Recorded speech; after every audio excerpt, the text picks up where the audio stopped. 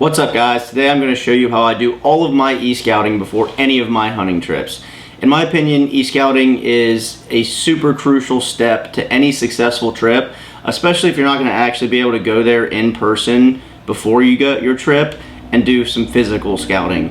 In that instance, e-scouting can be invaluable because it kind of gives you a lay of the area before you're even ever there. A lot of people might think e-scouting seems kind of daunting and hard to sift through that many different areas and just narrow it down to one, but I'm going to show you just how easy it is if you know what you're looking for, how easy it can be to find an area where you can probably kill something. The app that I normally use is HuntStand. The reason I use HuntStand is because it's budget friendly and it has a ton of features that are super useful for e-scouting and in-person hunting. So without further ado, let's dive into this and I'll show you how I do it. Alright, so I'm in the HuntStand app right now, and these are all the different map views that you can access through the HuntStand app. I don't normally use all of these, but there are a decent amount of them that are very useful and I will typically use. You can also do a lot of other stuff in this app, but for what we're doing, we won't really need it. We will use the map editor some just to mark some pins and whatnot, but for now, we're just going to go into how I locate areas to go on a potential hunt. So normally I'll start with either the hunting lands or the public lands map view. For now, we're just going to go ahead and use the public lands one. Okay, so that brings you to the whole country right here. So first off, we're going to go over how to find a hunt area if you're going to be using foot access. Secondly, we're going to go over an area that you want to find if you're going to be using a boat to access from the water. I hunt both ways, so we're going to go over both just so you have a general view of how you can do each. So first off, we're going to go and find an area where you can hunt with foot access. And just so everyone knows, we're basically going to be sticking to whitetail for this, just because it's going to be a little bit different for any species you hunt. So for this, I'm going to show you how to scout an area for whitetail. So since we're doing foot access, we can pick any state we want to pick. So let's just go with, how about Nebraska? So we'll zoom into Nebraska. And everything popping up in green, red, anything like that, that is going to be public land. So the first thing I like to do is I'll kind of scan over the whole state like this, and then I'll find a couple bigger areas like these. 1, 2, 3, 4. I'll pick a few big areas like this, and then I'll check them out each individually. And the reason I try to go towards the big areas is because the smaller areas, not to say that you can't kill deer on small areas, because you definitely can. There's a lot of deer in all these areas, but the bigger areas give you more room to move around and find animals, as opposed to a small area. You're kind of limited, and if you don't find anything, then you're going to have to re-game plan and go to a completely new area. With a big area, the odds are you can find something in that area. So we'll just go ahead and start off down here. So we zoom into this right here. Okay, from first looking at this, I can see that a lot of it is going to be probably like sandhill land with no trees, but right here in the middle, you can see there is a good amount of cover. So we're going to go ahead and switch to the hybrid view now. So now that we're in the hybrid view, we can kind of look at the area like you would on Google Earth. So now that we're looking at the area, we can go ahead and go over what would make this a good area to hunt. And those things are going to be accessibility and then what the deer needs. And a deer is going to need a water source, a food source, and cover. Okay, so let's go over accessibility first. So if we zoom into this, all right, so we can see some roads cutting down through this, which is good. That means it's going to be pretty accessible to hunt. It's not going to be super, super hard. But even though it's really accessible, it's still got areas like this, big areas where there's no roads cutting through it at all, which I like that. That means that we're going to be able to get away from the roads and away from any other hunting pressure in this area. So the next thing we're going to do is we're going to look for what the deer would want. So the deer are really going to want to have cover. So this area obviously is going to provide plenty of cover. It's got plenty of tree cover and all sorts of stuff that deer would like to hide in. So that just, we can cross that off the list. Next, we're going to look for water. So we can see that there's water, a river up above the top of it, and we can see that there is a river down here below it. But what we want to do, since this is a pretty big area, we're going to try to find a water source towards the center somewhere. This can take a while, so your best bet is just kind of zoom in and start scrolling around.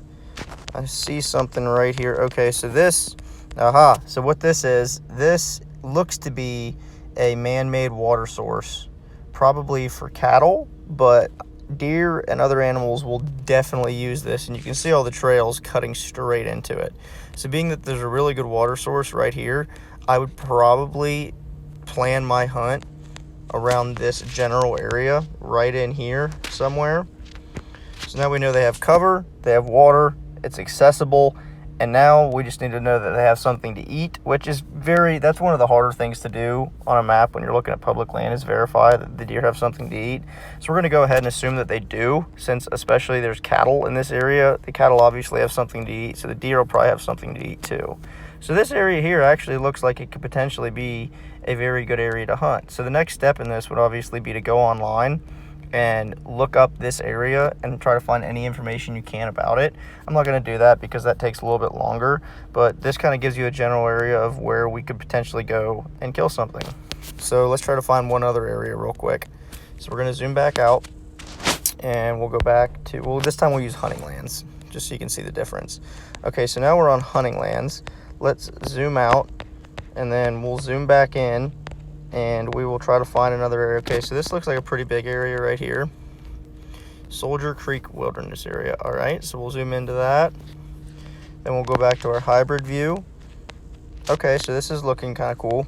So this looks like the type of hunting it would be. You'd be hunting on a creek bottom, which actually is a really good hunt because you can see the creek bottoms provide water. They provide a lot of cover for the deer, and outside of the creek bottoms, it's a lot of open terrain, so them deer, especially whitetail, will stick down in these creek bottoms. So a way you could hunt this would be find an access point. So that actually looks like it would be the challenging part with this hunt. So we definitely have some access right here, but other than that, it looks like that might be the only access point for this whole area. We got a little road here, but other than that, this whole area looks very remote, which is a good and bad thing. If you're willing to put in the miles, you could access this area from right here, head straight down the creek, and probably get into something. It just depends on how far you're willing to walk. But I do really like the look of this area too. It's definitely got all the things a deer would want, and it's got all the potential in the world. So, okay, we already found 2 areas. So we've been on here for 5 minutes, and we already have found 2 potential areas to hunt in Nebraska. So now that we kind of went over how to find somewhere with foot access, now we can go and try to find somewhere where we could access with water. So we'll go to public lands, and then for this, we'll pick another state. How about Missouri?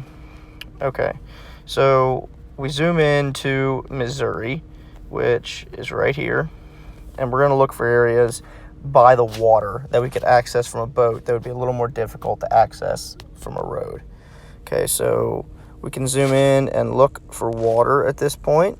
So looks like there could be some water right up here. That's too small of a river. We don't want that. So we'll zoom back out, and we're going to actually go over to hunting lands. Sometimes hunting lands is a little bit better. Okay, so I can see water right here. It looks like there's water. Okay, yeah, this is looking like what we want to look for. Okay, so you can see there's plenty of water here with public land all around it. So we're going to switch back into hybrid, and then we'll look around. So when you're hunting from a boat out of water, you obviously don't need to look for water because it's everywhere. The deer are not going to be limited based on water. So we're going to look kind of for an area away from the roads. As you can see, there's some roads cutting through this. We're going to look for areas kind of away from the roads. So you can see, like right in this general area, up these little coves right here, they look like they could definitely have some potential up in these hillsides right here. It'd be hard to access these areas from the roads, but from a boat, you could access all these areas very easily. So let's go up this cove a little farther. Okay, this is looking really cool right here. So this little cove right here, a lot of these coves early in the season will get really green with really lush vegetation, and the deer will come right down into this to hunt or to feed. So this looks like it could potentially be a good area too, because you could hunt these hollows right here, or you could go up in the woods right here. This looks like old growth woods with looks to be some evergreens mixed into it. So this would definitely be a pretty good area you could potentially hunt from a boat. So let's go back out and see if we can find another area in Missouri. So we'll go back to hunting lands, and then we will try to find another area that could potentially be accessed by water. Okay, so you're seeing a lot of water up in this area. Okay, so here we go. This looks pretty good right here. Okay, so then we'll go back to hybrid. Oh, I'm really liking the look of this. So you got a river right here. This river is surrounded by public land. So we'll go back to hunting lands real quick. So everything in yellow is all going to be public. So it looks like it's going to be a really good area right in here, actually.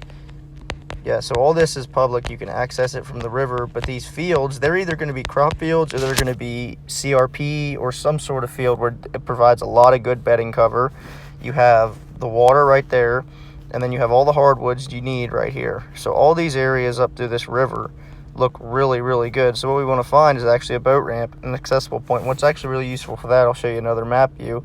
You can go to the Natural Atlas view, and boom, there's a boat ramp right there. So once we found that boat ramp, we can go back to hybrid, zoom in. Okay, there's our boat access point right there. And then we can work our way down the river, pick out a spot we want to hunt. And it's kind of nice with the boat too. You can cover a lot of ground really fast. So just looking around this general area around this big field would be somewhere I'd be interested in. Same thing up in here. We go down the river a little farther, we can get into some more big fields down here. Make sure this is all still on the hunting land. It is. So this is looking like another really good area you could possibly access by a boat. So yet again, it took us another maybe 5 minutes to find 2 areas in Missouri that we could potentially access by boat.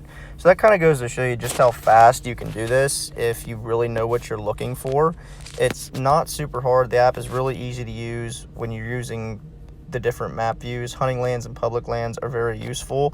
And then hybrid can show you the lay of the land. I'll show you one other map real quick. I'll go to some mountains because I'm going to show you something I look for in the mountains. So we'll go over to New York. So these mountains over in New York, it's not like the mountains out west. Over here in New York, a lot of these mountains are really, really, really grown up. And they're all very, very dense hardwood. So it's very hard to scout on a map other than knowing that you're going to be going into dense hardwoods. So what I'm going to try to show you is what I kind of look for on a terrain map in this. So we'll find an area right here. Okay, so this isn't looking too bad. All these areas right here. So then we're going to go to the terrain map, and I'm going to kind of show you what I look for based on terrain. The terrain map's kind of cool too because everything in green is going to be public land. You see there's a campground right here. So one thing I'm going to do right now before anything is go to the Natural Atlas and look for hiking trails. Okay, so you can see there's a lot of hiking trails coming up through the mountain right here, which is going to be something easy to walk on, but then you're going to end up breaking off the trails eventually. So you can see there's a hiking trail coming right up here, but I'm really liking the look of this right here because you can see, I'm going to drop some pins to kind of show you what I'm looking at. You can see these shelves. See how there's a flat shelf right there, there's a flat shelf right there, there's a flat shelf right there, and right there. So the deer are kind of like humans. They're pretty lazy. They're not going to want to walk across this super steep stuff right here. They're going to find these flat shelves, and they're going to run along these flat shelves like this. So if you can find these flat shelves and get a good vantage point on them, you have a very good chance of killing a deer along them flat shelves because they're not going to cut across this super steep stuff if they don't have to. So you can hike up this mountain on the hiking trail, run down the ridge, and then you can access these flat shelves right here. So that's something I always look for when I'm looking at a terrain map, is flattened areas around steep areas. Because deer will technically almost always run that because it's easy, just like it's easy for us. So that's another thing to look for. There's a few other things that you can do in this app. There's a lot, actually. There's really a lot of things you can do. But that's the general way that I kind of go about scouting. Obviously, that wasn't a super in-depth look, but that just kind of goes to show you how easy it can be and how it's not really as hard as a lot of people would like to make it out to be. So I hope you learned something from this, and if you have any questions or comments, leave them in the comment section, and if you have anything to add, put it down there as well. If you enjoyed this video, please give us a like and subscribe, and thank you for watching. All right, so I hope you found all that interesting. One thing I would like to add is that after you find these areas, you're definitely going to want to go online and look up all the local rules and regulations for those particular areas, just to make sure you're not doing something you shouldn't be doing. Like, you want to make sure you, like, if you can camp there, if you're allowed to hunt there, what weapons you can use. Just pretty much just dig into it a little farther, just to make sure you have all the information for that particular area. Other than that, I hope you found this video informative, and if you have any other questions or comments, like I said, you can put them in the comment section, and I will do my best to reply to anyone and everyone who comments down there. But other than that, thank you for watching, and I will see you next time.